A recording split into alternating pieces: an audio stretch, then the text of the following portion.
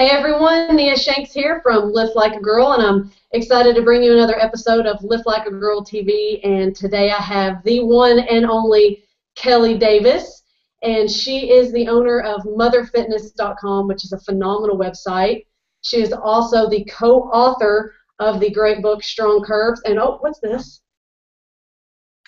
Ooh. And who is that? Oh, that's she's right there. She's also the co-owner of the website Get Glutes. So Kellie, thank you so much for being here with me today. Yeah, it's a pleasure to speak with you, and I wish we were in person having a glass of wine, but I can't have everything. So. A glass, a bottle, you know, whatever. Straws. And every time I talk, I think I should have to hold this up the whole time I speak. A flyby of Strong Curves. All right, we'll go ahead and jump right into it.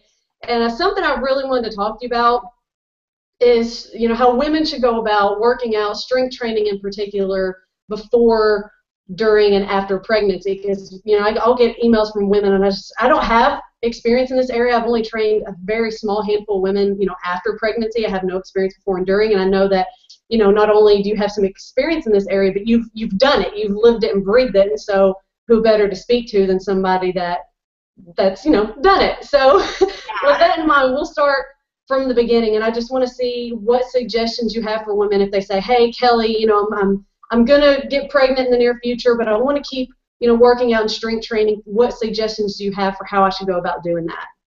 Yeah, you know, and it's I like that you mentioned I want to keep going, because there's a huge difference between I've been doing it and I want to start it. So pre-pregnancy, if you haven't strength trained before and you want to start it, totally fine. Different story when you're already pregnant. But I think getting pregnant and continually progressing through a regular program is definitely doable. Things get a little sticky when you start to dive into overtraining and undereating. A lot of the stuff that we see go on in the figure athlete world, you'll hear girls that get ultra lean and they lose their periods, or you know, they have hormonal fluctuations. That can definitely make things a little sticky when you're trying to get pregnant. But I've known a lot of women who bounce back. So if they did the competition scene and their hormones changed and they lost their periods, once they started regulating their diet and putting back on body fat and reducing their training, they were able to get pregnant right away. So you know, those things are fixable if you're in that situation. However, if you're just regularly strength training and you do a program like Lift Like a Girl or Strong Curves or any of the numerous weightlifting programs out there, you can keep doing that, and it won't have any effect on whether or not you can get pregnant. One thing I do like to talk about is nutrition. It's something that we don't think a lot about as aiding in getting pregnant, and it sort of falls out the window when we are pregnant because we only eat what we can stomach.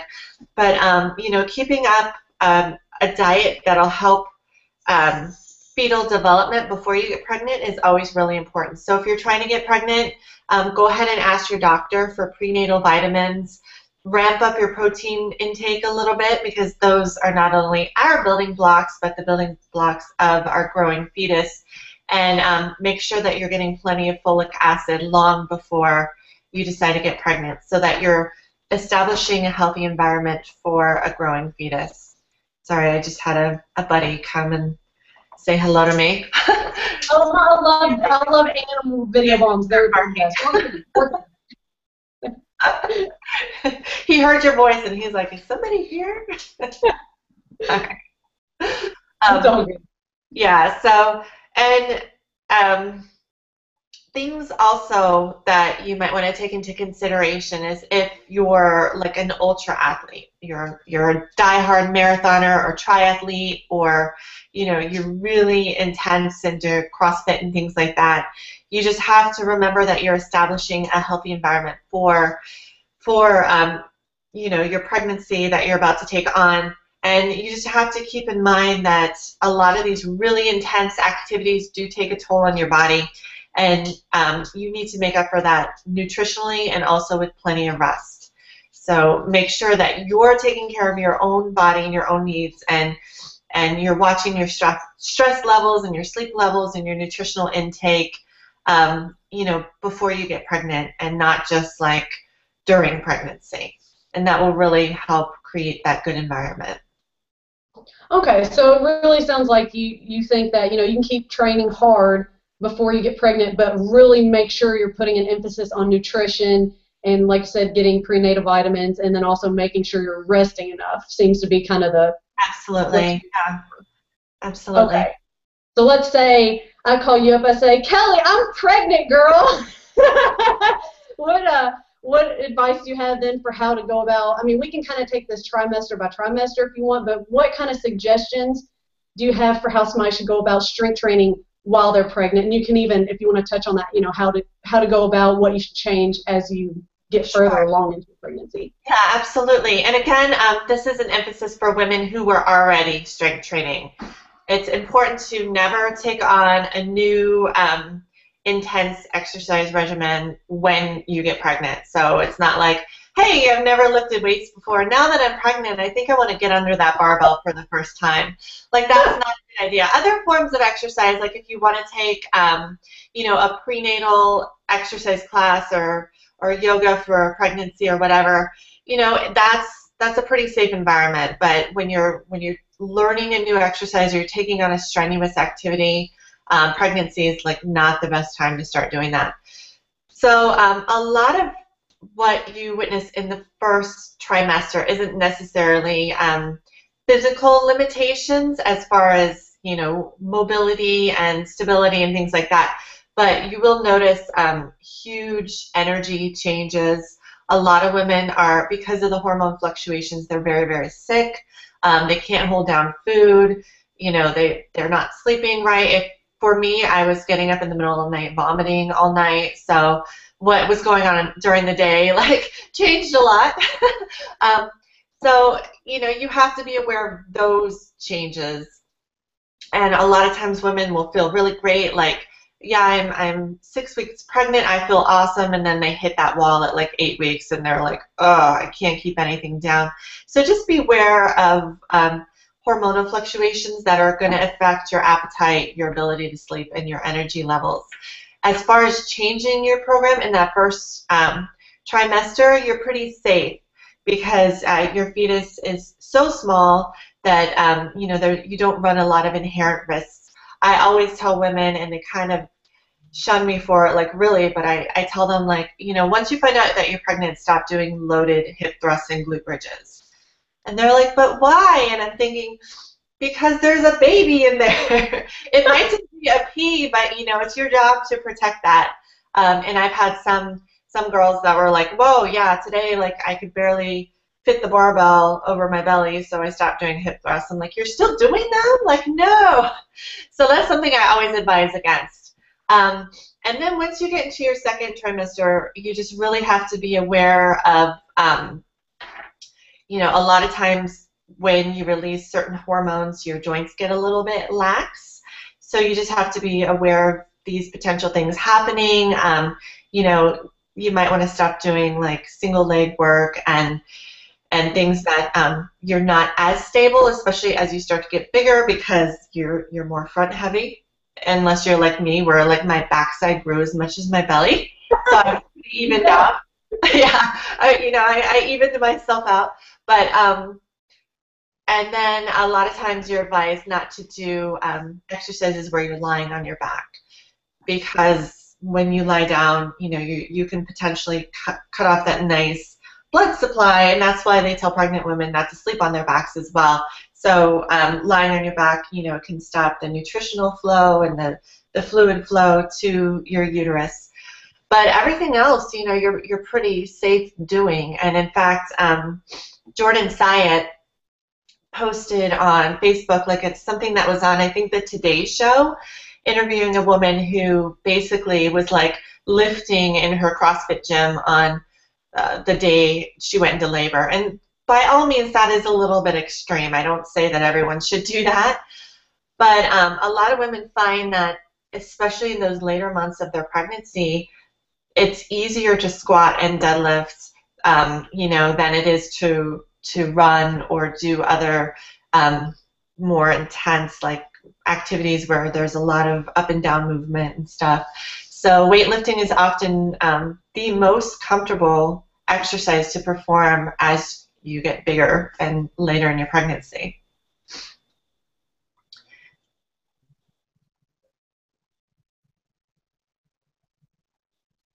Hold on a second. Sorry. For a second. Okay, were you it broke up for a second, so were you done talking for a second? Are you speechless? Did I just blow your mind? Oh, it's all mind blown. I just want to that's all I need. I just want to get pregnant now. That's all I can think about, so I can do all this. Okay, so we're bench pressing now, so you know. And were you at a stopping point for a second? Like I said, it broke up on me for a second. That's all I have to say about that. And do you kind of recommend that as you get in the second, or specifically the third trimester, do you think that's when women should really? Do you think it's important that they should start using less weight on exercises? Do you think decreasing that intensity is important, or can they maintain that?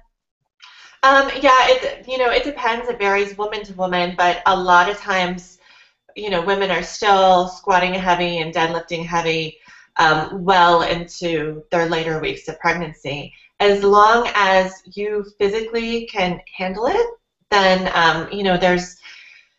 it's all self-limiting. So you have to know your own limitations and be self-guiding in these situations. And if you aren't sure, then it's always good to hire a coach. I know Tony Gentlecore did a post a while ago, and he because they train a lot of the baseball wives, they see these women, from the early days of their marriage all the way through their pregnancy and beyond.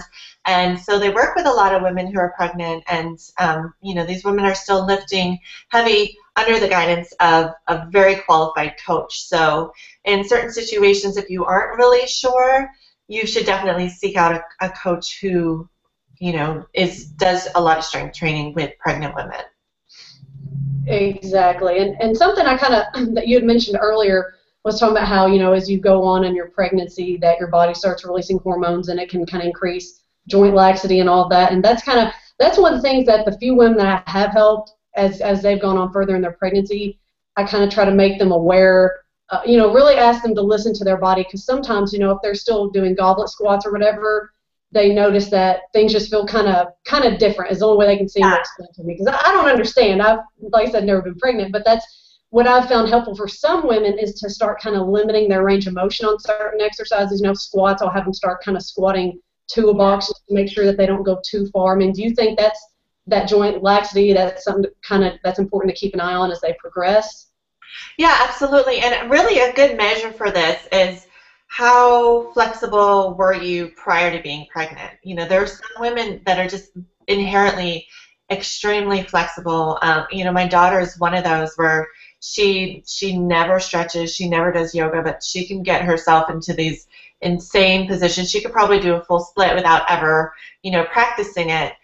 So certain women are prone to having inherent joint laxity. So, be aware of the state of your laxity prior to getting pregnant, and that'll sort of guide you as to how your body's going to shift and change later on. Awesome. And then something else I wanted to ask, do you think it's kind of important too, as the pregnancy, as you get further on in a pregnancy, to kind of limit, say, kind of higher impact activities? I mean, say some women were doing, burpees and box jumps and stuff before pregnancy.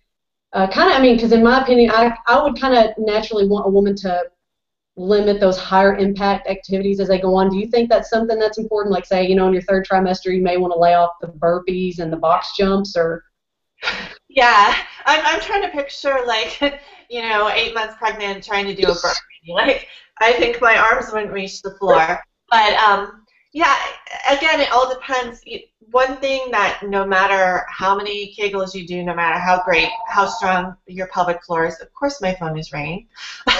No matter how strong your pelvic floor is, you are, you're bearing a lot of weight down on your bladder, and jumping and a lot of those high intensity movements can increase incontinence. It can increase discomfort. You may be at more risk of potential injury. Again, with joint laxity, you can damage joints and things like that.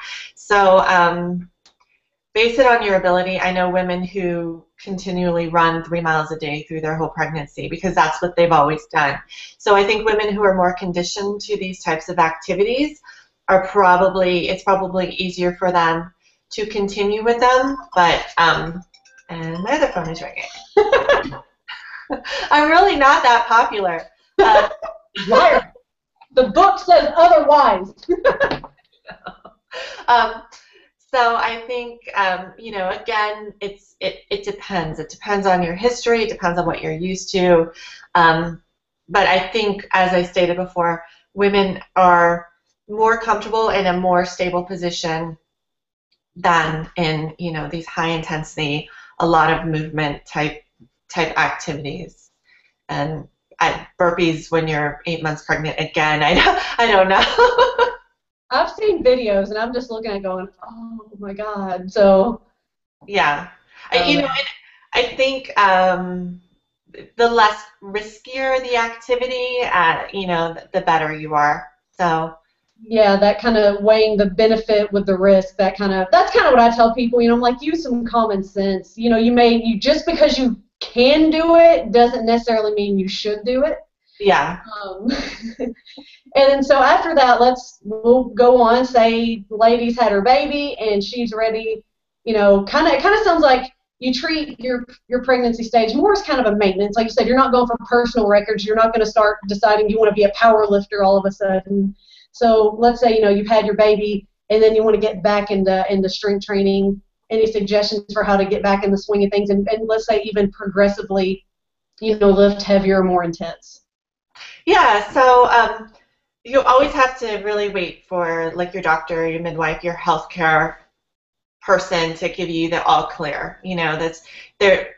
The thing about giving birth is no matter how great you feel, your body just witnessed a tremendous amount of trauma. So you are at risk of excessive bleeding, and though externally you feel great, internally you're still trying to heal, no matter if you deliver vaginally or you had a C-section.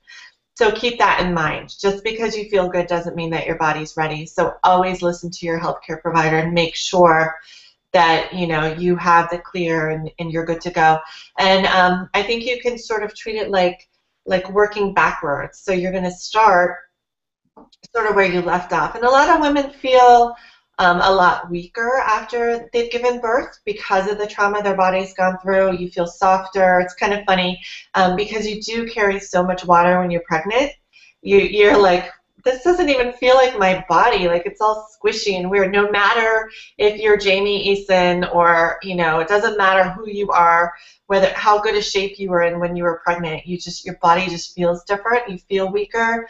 Your hips are trying to grow back together and all these things. Your abdominals are trying to grow back together. So I would sort of treat it as, working backwards. So starting from where you left off and working forward. And, you can easily start with doing body weight stuff in your home. And then once you're healed, you can progress back into the gym and treat it not like you're new to weightlifting, but regress it a little bit and then work forward, because you're still trying to heal. And, if you had an episiotomy or any type of trauma during the birth, your body's going to handle the load differently. So some women can't squat or deadlift after they've given birth because of these reasons. So don't try to force yourself back into the gym. And, it's you mentioned before, you've seen videos of women doing burpees and stuff.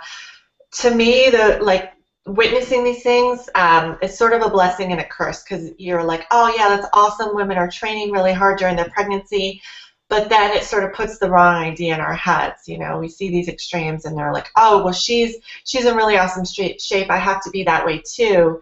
And you might not be a good candidate for that. So make sure that whatever you're doing is right for you.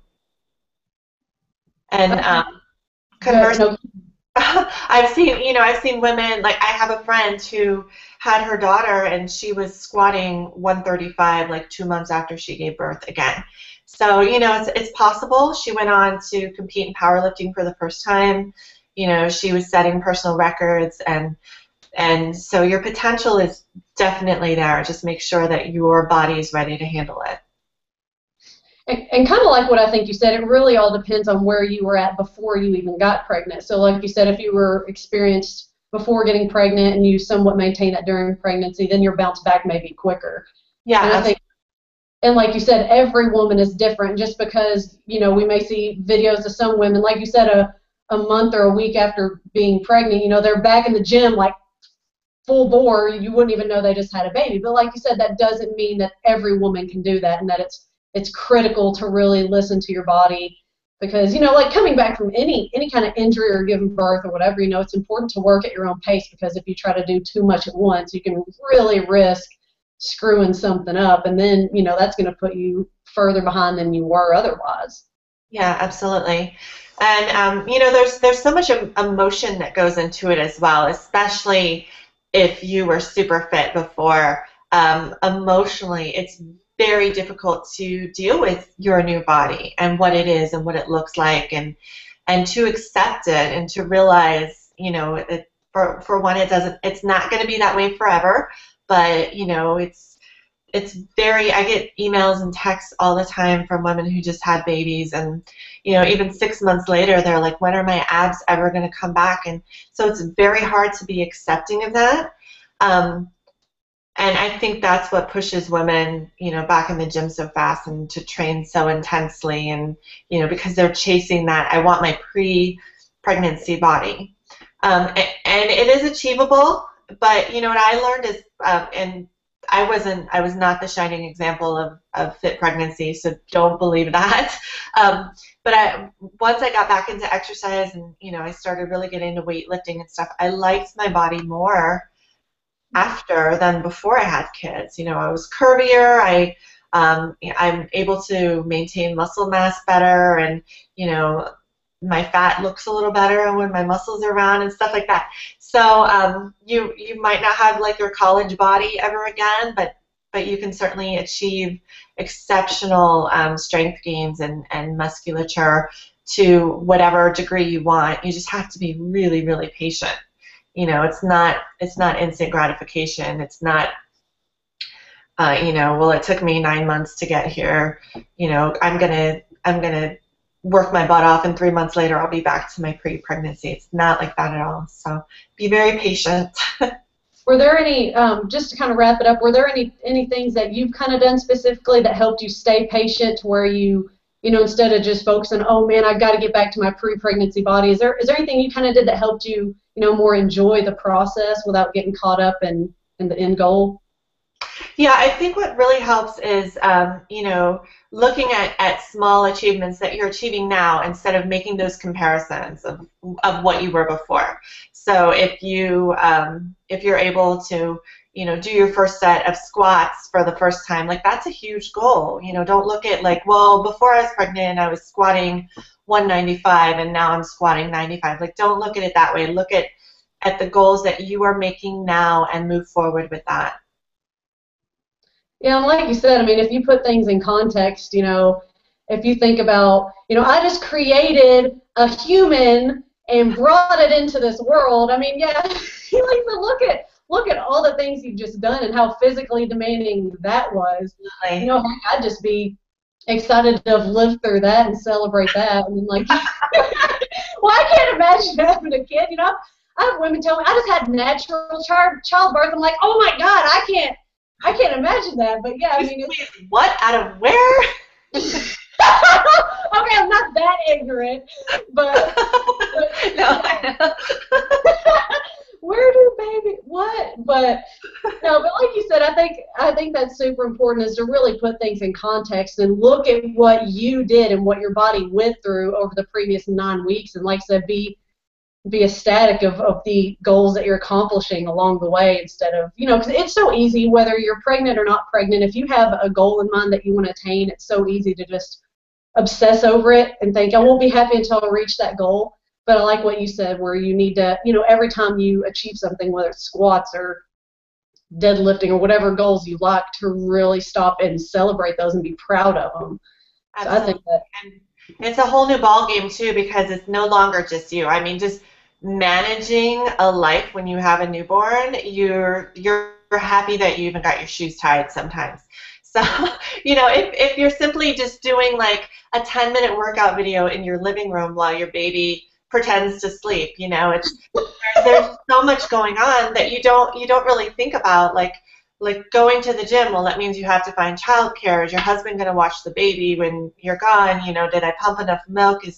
Or his diaper, do we have enough diapers? All these different things that you're trying to manage on top of trying to get back in shape. So you just have to take it in strides, and you may no longer have these lavish, like, hour-long workouts anymore. You might have to break it up into 10 minutes, or put the baby in a stroller and go for a walk around the neighborhood. Just little things that you have to learn how to manage, and realize that each of those small steps are really helping you obtain that larger goal.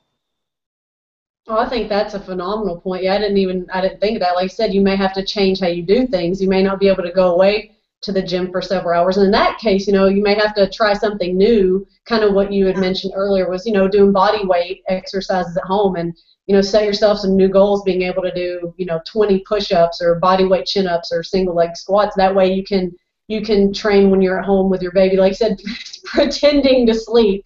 I like that. That's awesome. Until you set him down, and then all of a sudden he's awake. Is there anything else you want to kind of say to wrap this up? Well, yeah, I guess one thing I didn't touch on is nutrition during pregnancy probably outweighs fitness. So if you can either eat really well or work out, I would definitely say choose eating really well. In fact, one of my friends who's in her 3rd pregnancy now, she had horrible pregnancies. The first 2, she had preeclampsia, and she's put on bed rest for both. And her doctor had predicted, like, okay, around 28 weeks, you're going to, you're going to have preeclampsia. We're going to put you on bed rest. I just foresee this happening, because she could not control her blood pressure.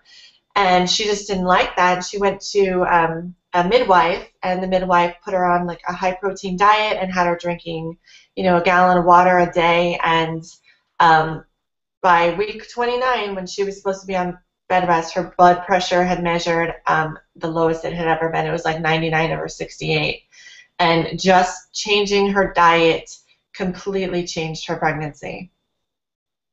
Oh, that's awesome. That is awesome.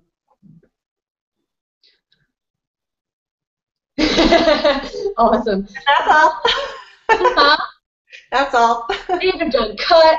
Well, hey, thank you seriously so much. That you shared so much amazing, helpful information, and I would love for you to please tell everybody listening, what you're working on right now, and definitely where they can go to find you, to connect with you, and read more of your awesome stuff. Awesome. Yeah, well, you can find me under a rock, because I'm in grad school and I basically have no life. But so I started off with motherfitness.com, and I have like over 300 articles on that. And once I started grad school, I'm like, okay, there's a lot of content on there. I don't have to worry about that anymore. We'll put that to the side, because I also run getglutes.com with Brett Contreras, which is phenomenal. It's so much fun. It's monthly workout programs. We have a community. It's a really great time. Wonderful ladies there. So that's awesome. I run a couple programs on Fitocracy as well, for women who are new to fitness and they want to get into strength training. And I have a regular column on bodybuilding.com. So that's my regular flow of work right now. And otherwise, I'm just invested in graduate school and being a mom and a wife. And raising chickens and dogs too for some reason.